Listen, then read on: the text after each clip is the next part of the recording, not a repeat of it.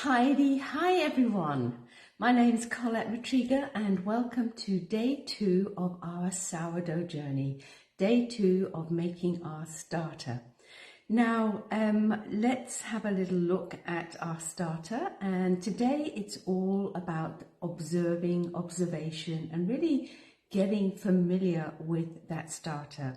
So the first thing I did this morning was to check the temperature of my house. I just got a thermometer. I've just checked that. So it's 21. So remember, what we're looking for in that environment is the optimum temperature of 21 to 26.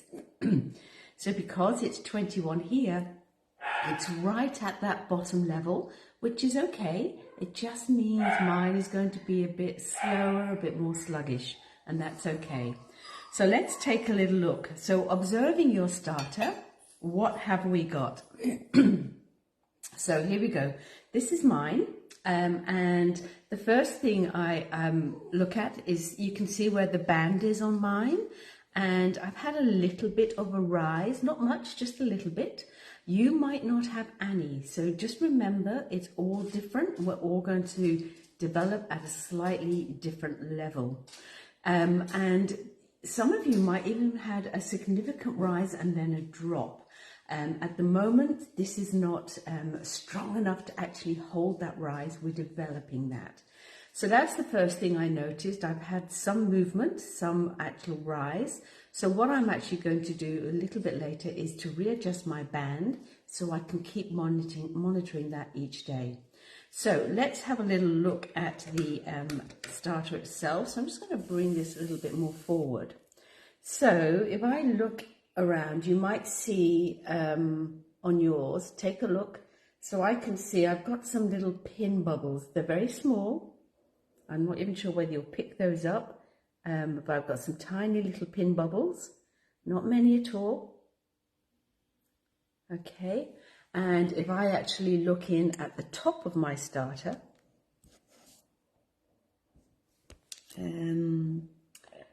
that's what I can see. So what I'm looking for there, is there a crust that's maybe formed? Are there any more bubbles, etc.? So at the moment, nothing's really happening on top. I can see a couple of little pinhole bubbles, not many. What I've actually got here, just to show you, this is a starter which is on day 4.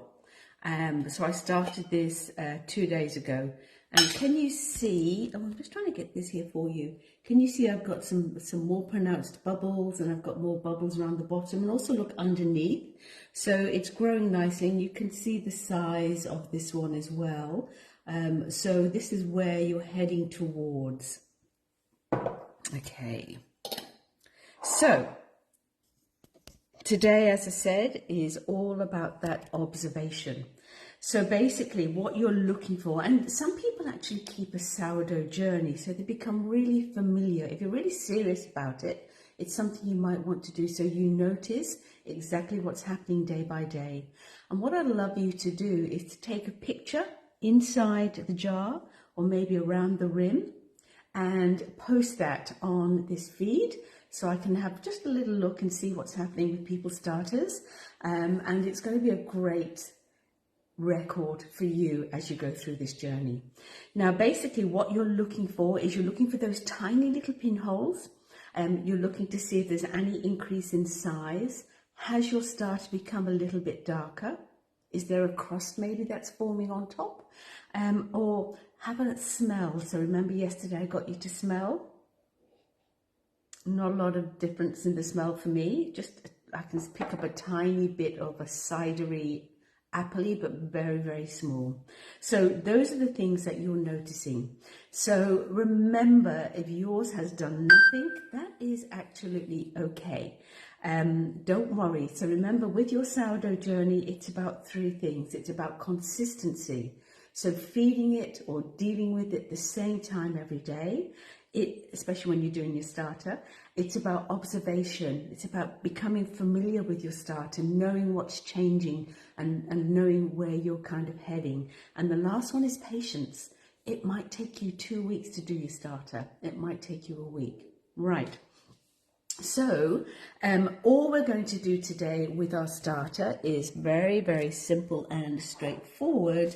What I'm actually going to do is to, actually it feels a little bit dark in here. Oh, that's better. Okay, all I'm going to do is grab my spatula and give it a stir.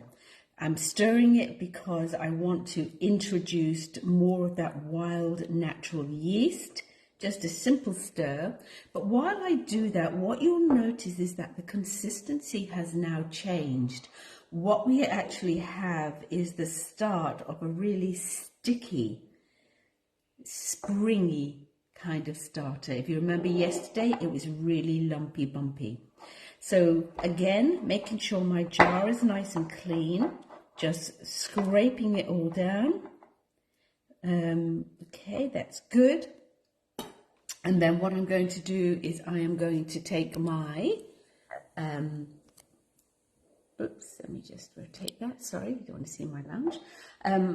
Take my band and I'm just going to go carefully round and adjust my band so that tomorrow I can see if there is any more activity. All right, and exactly the same process. I'm going to put my lid on. I'm just going to sit it on top. And so the air and the natural yeast in the environment can actually go into that and help feed my starter. And I'm going to pop that in that sweet spot, that warm spot. So hopefully you've found yours. And that's it for the next 24 hours until 8 o'clock tomorrow. Let's have a look and see where we are at. So I will be posting, as you've probably noticed, my day-by-day notes and some photographs on my Facebook page. But I will also be posting those on my blog. So my blog is Colette'sThermyKitchen.com, and there is a separate heading in the menu there called sourdough, and you'll see a concise, rather than you having to scroll through on Facebook, you'll see exactly day by day what's happening with the starters, and you'll have photographs, and there'll be more additional information there for you as we progress with the journey. So that's it, day 2 of our starter. Lucy is going to go back into her warm spot and hopefully warm up a little bit. And if you're in a really, really cold climate, you're not hitting anywhere near that 21, what I recommend you do is just put some warm water, about 27 degrees, and you can actually just sit that in there just to give it a little bit of warmth to start off with. But remember to take it out, because that water will end up going cold. Don't leave it in there all the time. Somebody did mention or give me a comment as to say, why can't we just warm it up in the Thermomix? The Thermomix does have a recipe for a starter on Cookie Doo, and what it does, it actually warms the water up in the Thermomix, and then the rest of the process is kind of a little bit similar, but they do a double day feeding, and I'll talk more to you about that later. But remember that thing, we want to go for 21 to 26 degrees in terms of the environment, and we never want to heat the water up more than 27, because what we want to do is we want to have a slow lactose bacteria and natural yeast growing in our starter. That's going to give us better flavour, and that's going to give us more nutritionally dense bread. So that's why I'm going with this process. I'm not speeding up that fermentation process at all. I'm letting nature do what it does best. And let's remember, years and years ago, this is how they made bread. All right, so that's it for this morning. My name's Colette Matriga. I look forward to seeing photographs of your starter on this feed. And I look forward to seeing you 8 o'clock tomorrow. Bye for now.